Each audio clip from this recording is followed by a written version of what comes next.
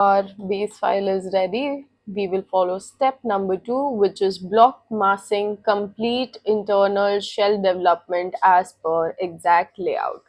So you will first need to understand the height of the building, and according to that we will start extruding the columns.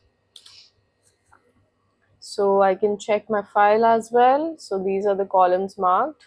These are the columns that I can see in my site. So I'll just extrude the columns first.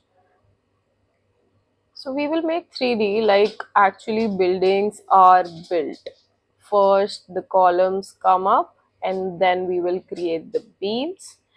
Then we will create walls, right? That's how a building comes up. So we will make columns and make it a group. So once we have done the columns, step number 2, beams. For beams, if we have the beam plan, well and good.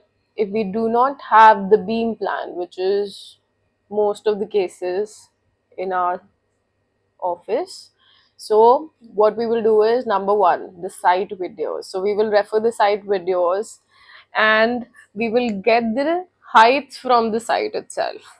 From either we have the elevations and sections, nothing like it, we can follow that. If we do not have that, then we can ask for heights from the site, the height of the ceiling, the height of till the beam, and the height of the glazing. If we have glazing, then glazing. If we have some lintels, we can ask for that. So we will refer them and we will start creating beams.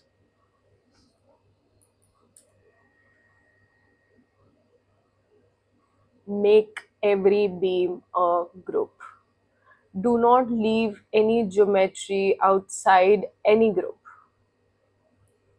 So I know that there's a column here, there's a column here, and we have a column here.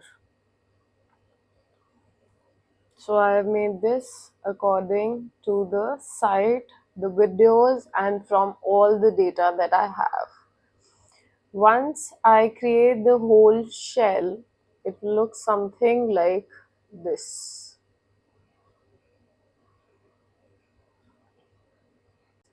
Next step would be to create the shell, which is, for example, in this scenario, I had some glazings here, I had some railings here.